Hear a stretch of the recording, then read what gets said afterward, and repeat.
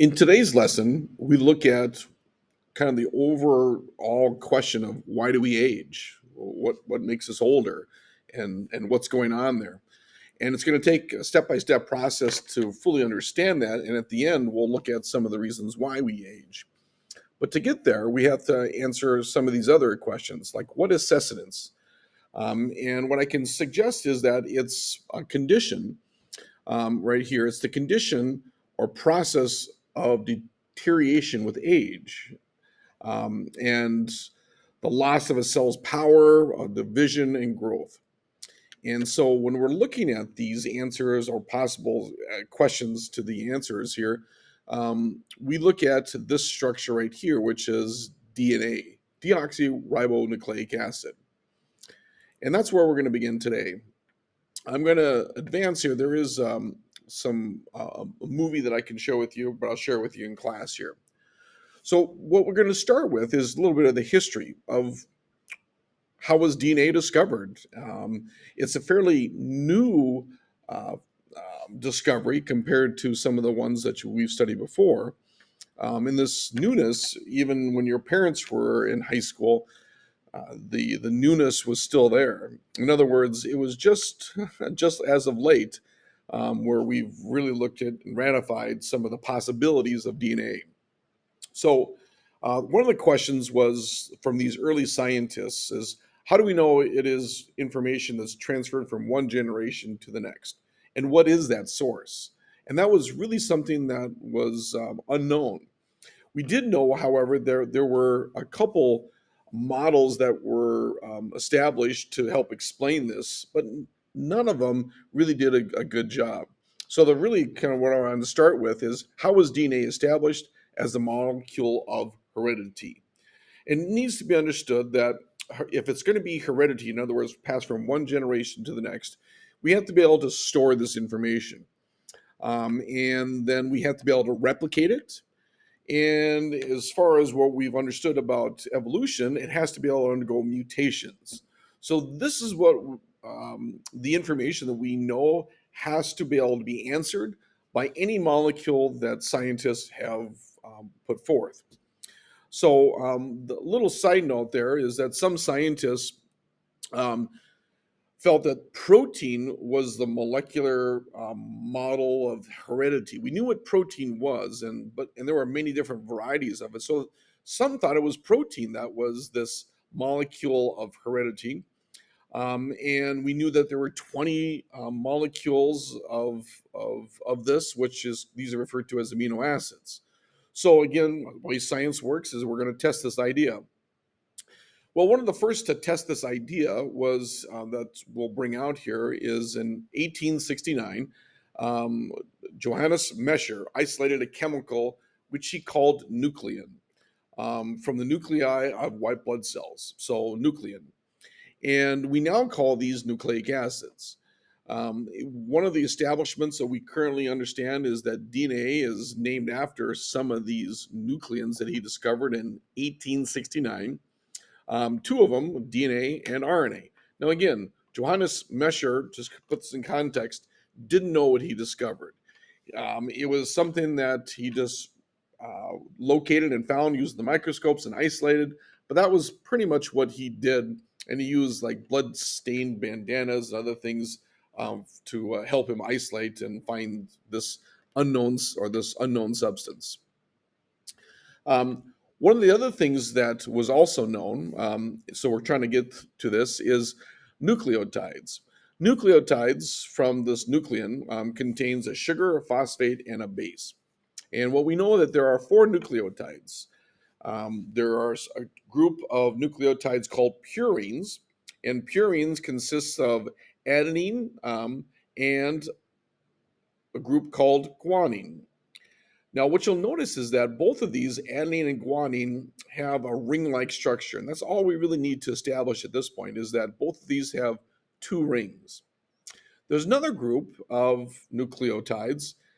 So if I was to put this down, group one and group two, this is group two, and these are called the pyrimidines.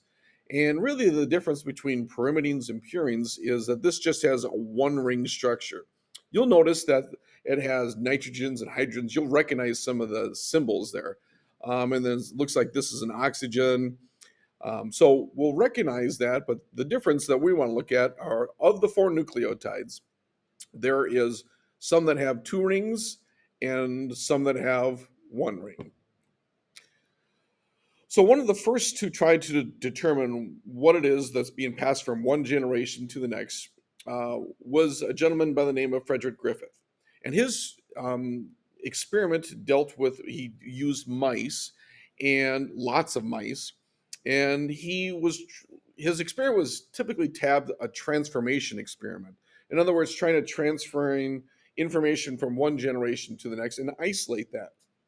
Well, what he had was four different groups of mice. He knew at the time that there was several different strains of bacteria. One called an S strain, and this S strain was bacteria that could, is in other words, bacteria, and there was an R strain. Now he knew that the rough strain, in other words, this was non-virulent. Non-virulent means it doesn't cause disease. So when he compare that to the smooth strain. That's what the S stands for, is the smooth. This one was virulent. So in other words, same bacteria, but had some differences, some variations, as we would look at in evolution. And what he did was this: he took a rough strain that didn't cause disease, and he injected it into hundreds of mice. And in the end, all the mice lived. That same strain that was rough, I'm sorry, smooth, he took that. This was the virulent strand that caused disease at the time, and he injected in the mice, and all the mice died. So that was kind of the base work from this. So we had the same bacteria, just the variation was one caused disease and one didn't. What he did next was kind of unique. He took the smooth strain, which was disease causing, and he heated it. And lo and behold, what happened was that the mice survived.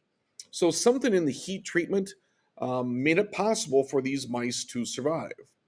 Now, something that was also kind of unique was that he mixed the two.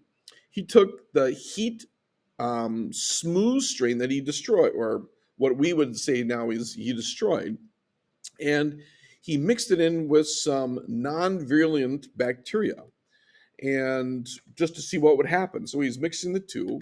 Both of them, at least on their own, had the ability to survive, and the mice would survive. But in this case, what happened was the mice passed away or died. And that was kind of a real dilemma for him because he couldn't explain it.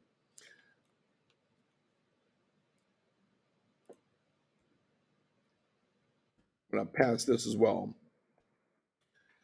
So that was Frederick Griffith. He was using this transformation, and currently now I can help explain it. But at that time, it was just kind of a big mystery. What was causing this non-virulent strain to become all of a sudden virulent? Well, it came to some of the work of Hershey and Chase, Alfred Hershey and Martha Chase. They did some work with this transformation idea, but they took it to a new level with at the time it was viruses, when they were experimenting with viruses, and they found a virus that almost looked like a spaceship. So if I look at this virus, this is called a bacteriophage, and a bacteriophage is a virus that affects or attacks bacteria. So it's kind of unique.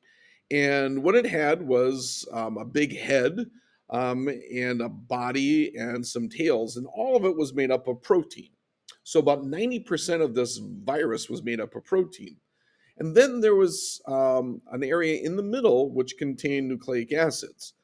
And so about 10% of this was nucleic acids. Well, they worked with these bacteriophages to again try to get this idea of transformation. What's causing individuals to be able to pass information from one generation to the next. So what they did was this: they took these viruses and they were able to use radioactive isotopes and tags some of these viruses. So in one group, what they were able to do was coat the proteins filled with these radioactive isotopes, in hopes that if it was the protein that was being passed from one generation to the next, in other words, the heredity that would somehow be able to be tagged and located down the road. Um, the other group was the radioactive isotopes was used on their nucleic acids. In other words, their DNA or RNA. So the area here that's colored was tagged with the radioactive isotopes. Now, the way that bacteriophages work, they will inject their DNA, in this case, into a bacteria, and then they'll take over the bacteria and generate new viruses. That's how all viruses work and operate. So the idea was that if something was radioactive isotopes that were tagged on the nucleic acids or the protein, we should be able to see that in the generations that this bacteria would produce. Well, lo and behold, what they discovered was that the proteins that were covered with these radioactive isotopes, those weren't displayed in the new generation of viruses. However, in the viruses that they tagged with radioactive isotopes on the nucleic acids contain those radioactive isotopes. So this was the first of many transformative type of experiments that proved that DNA was the source of heredity, in other words, the nucleic acids, versus the proteins. So it isolated and solved the problem. What is the heredity material? Again, along the same lines, we're looking at, so what is it that is being passed from one generation to the next? Many scientists were at work. We didn't have necessarily a working model. And so we were getting closer. We knew that DNA was now the source of information that was passed from one generation to the next. And so a few clues that help people later on down the road solve these puzzles was an individual by the name of Chargraph. And Chargraph measured the amount of information on nucleic acids. And remember, we mentioned that there were 4 different types of nucleotides. There was an adenine, a thymine, a guanine, and a cytosine. And what he did was he was able to take samples from living organisms, and he noted that the amount or the number, in this case, the percentage of adenines was 20%, thymine was 20%, and guanine was 30%, and cytosine was 30%. He took another sample from some living organisms and found that adenine was 32, 32, 18, and 18, and a third sample, 18, 18, 32, and 32. So what does this mean? He took 3 different samples. Well, if you start to analyze the adenines, thymines, guanines, and cytosine, you'll see something pop up. Is that the adenines always equal the thymines or close to it, and the guanines always equal the cytosines. So there was some type of relationship that Chargraph noted. And then with that, he came up with this observation, which we call Chargraph's rule currently. And it says, just as we mentioned earlier, that the T's, in other words, the thymines, will always equal the number of adenines, and the guanines will always equal the number of cytosines.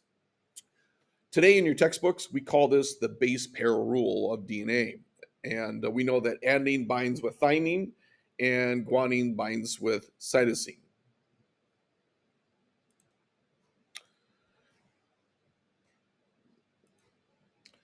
So using Chargraph's rule, we can look at this from any sample, and I'll do this with you in class, but just trying to determine the thymines, adenines, guanines, and cytosines using Chargraph's rule.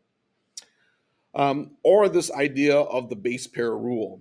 And so if we look at, for example, if this is one side of DNA, that we're trying to determine what DNA looks like, we know that an adenine will always pair with a thymine will always pair with an adenine, and an A with a T. And so we don't have to necessarily spell out the words. We can just use this code that we're developing here, meaning that the thymines are T's and A's with adenines.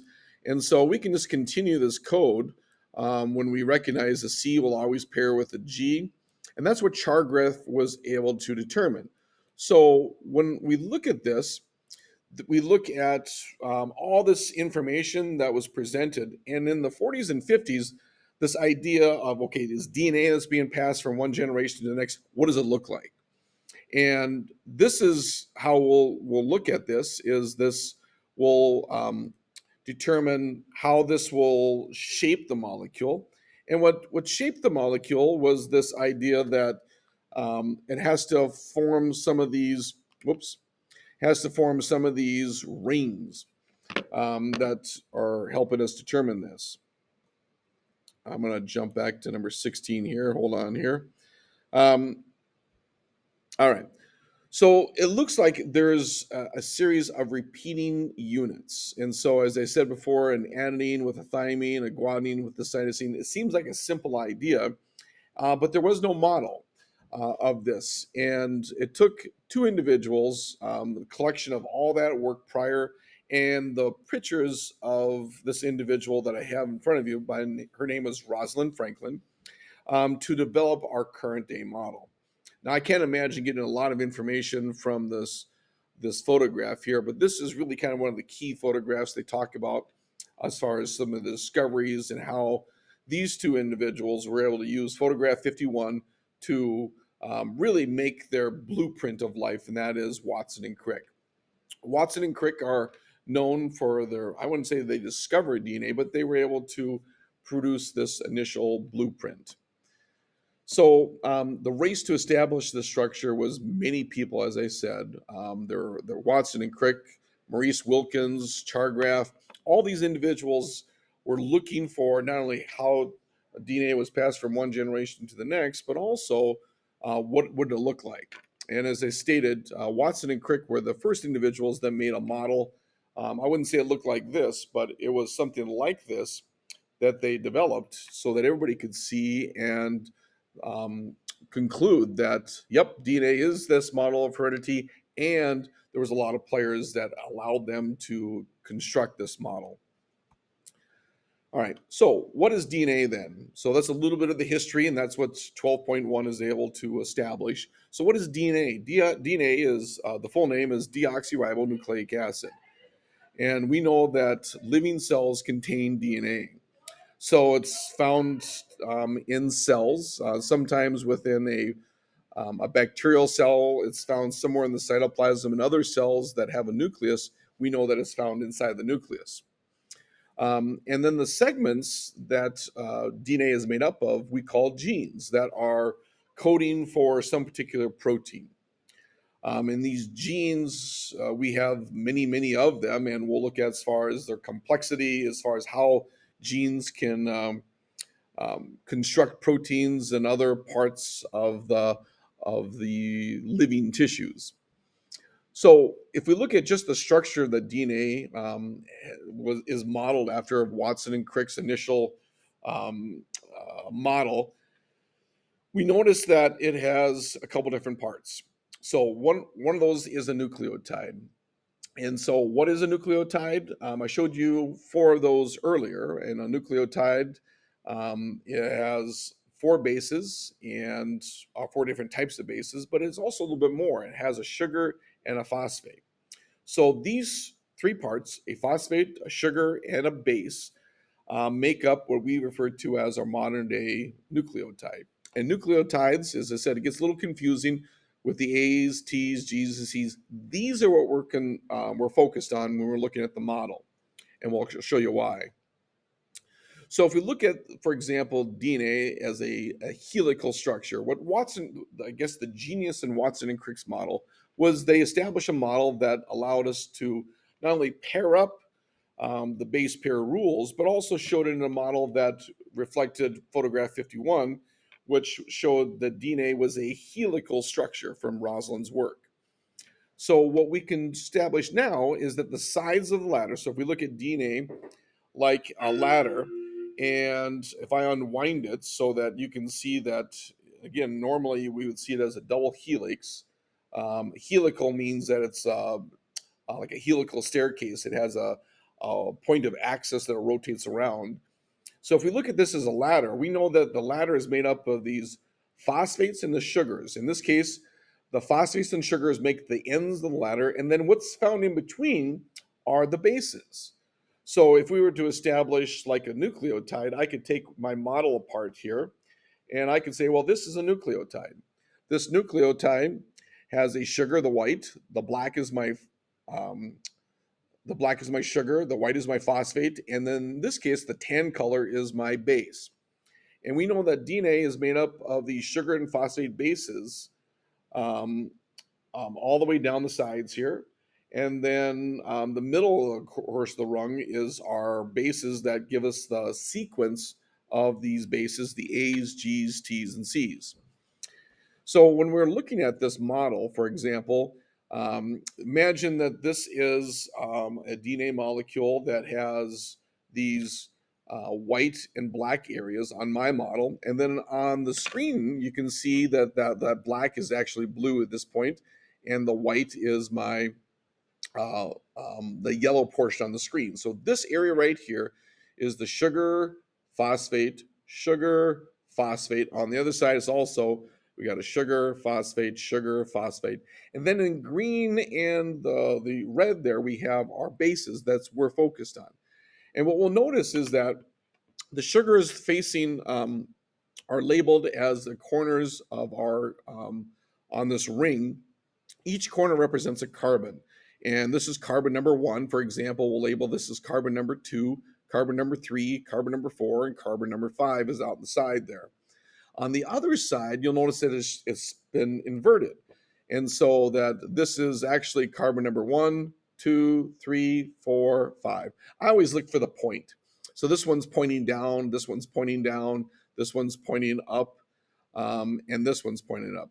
So we call this arrangement that Watson and Crick put together an anti-parallel, and they are positioned in what we refer to as a 5 prime.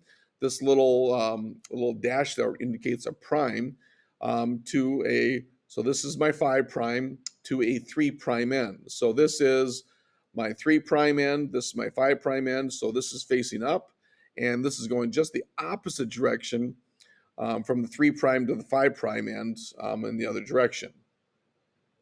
So when we do this, we can fill it in the middle there with my guanine and cytosine. I think it's just important that you recognize the sides are just going different directions, but the middle is what we're focused on, and that is my guanines and cytosines. It has a particular order and sequence.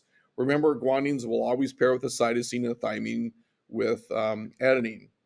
So when we start constructing a better model, what you'll notice is that here's my adenines, guanines, cytosines, thymines, and they're all down the middle. And then they're held together. This, for example, this adenine and this thymine are held together with hydrogen bonds. So it's easily formed and it's easily broken. This idea of a hydrogen bond, a little bit different, a little easier to form and break than some remember in physical science where you looked at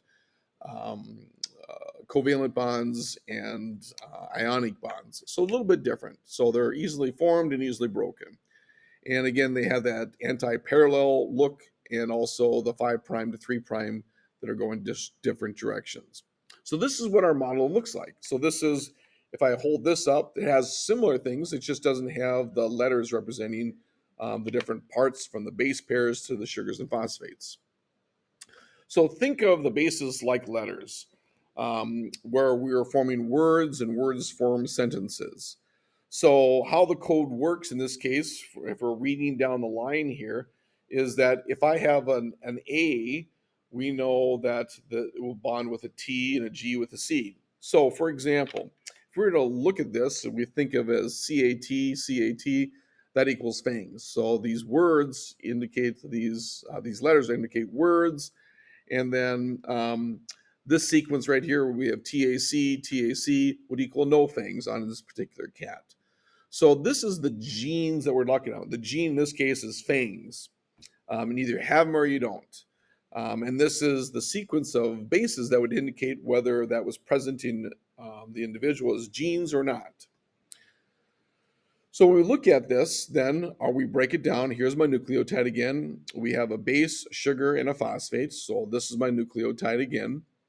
And when we look at the nucleotides, we were looking at the sequence of these nucleotides in their order, which would indicate a particular gene and whether something was going to be present or not. So this is literally the code of life, as scientists would suggest, is we're focused on the A's, G's, T's, and C's. So going back again, I said that there were 4 bases on these nucleotides. They're adenines, guanines, and then cytosines and thymines. There is a fourth one that we'll get into in a little bit, and that's called uracil. Uracil is actually a type of pyrimidine. So theoretically there are five. With DNA, we only associate the A, G, C, and the T, and we'll introduce this fifth one when we look at the next part, which is how proteins are assembled. All right, everybody. Thank you.